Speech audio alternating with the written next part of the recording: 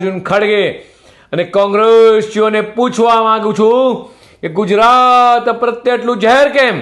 વારંવાર ગુજરાતીઓને જ કેમ ટાર્ગેટ બનાવવામાં આવે છે? ગુજરાત અને ગુજરાતીઓને તેમની આટલી બધી ઈર્ષા શેના માટે છે?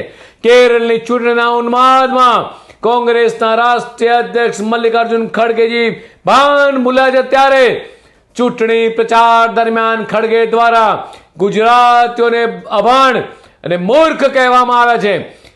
પીએમ નરેન્દ્ર મોદીજી અને કેન્દ્રીય ગૃહ મંત્રી અમિત શાહ જેવા ગુજરાતી નેતાઓ સામે સીધી રાજકીય લડત ન આપી શકનારા હવે ગુજરાતીઓનું અપમાન કરી રહ્યા છે. માત્ર ગુજરાત નહીં, દેશ વિદેશમાં રહેતા તમામ ગુજરાતીઓનું વારંવાર અપમાન એ ગુજરાતી ક્યારેય સહન નહીં કરે.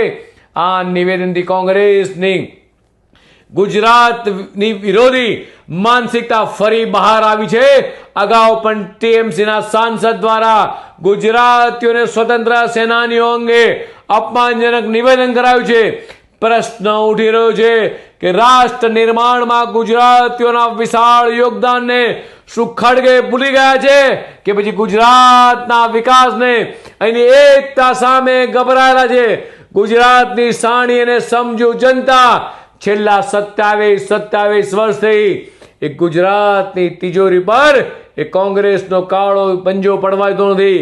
દેશની 140 કરોડ જનતાએ દેશની તિજોરી પર ત્રણ વખત એ કોંગ્રેસનો કાળો પંજો પડવાતો નથી. ત્યારે દેશને આઝાદી આપવામાં જેમનું અમૂલ્ય યોગદાન છે એવા આપણા રાષ્ટ્રપિતા મહાત્મા ગાંધીનું અપમાન છે, જેમણે સ્વતંત્ર આંદોલનમાં પોતાનું સમગ્ર જીવન ખપાવી દીધું.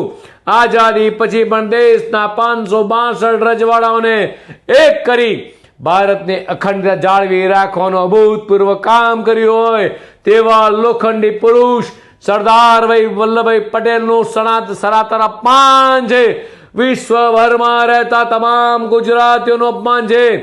મલ્લિકાર્જુન ખડગેને તેમના તમામ કોંગ્રેસીઓને, સોનિયા ગાંધીજીને, રાહુલ ગાંધીજીને પૂછવા માંગુ છું કે આવો ગુજરાતમાં પછી ખબર પડશે.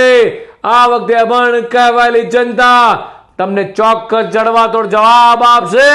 ગુજરાત કોંગ્રેસ અને મલ્લિકાર્જુન ખડગે જો આ મામલે માફી નહીં માંગે તો પછી ગુજરાતની જનતા પોતાનો કરારો જવાબ આપશે. ફરીથી રાહુલ ગાંધી, મલ્લિકાર્જુન ખડગે 6.5 કરોડ ગુજરાતી નહીં, દેશ વિદેશમાં વસતા તમામ ગુજરાતીઓની માફી માંગે. ખડગેજી આનો જવાબ આ બંને ગુજરાતીઓ તમને ભારે પડશે. લખવો તો લખી રાખજો.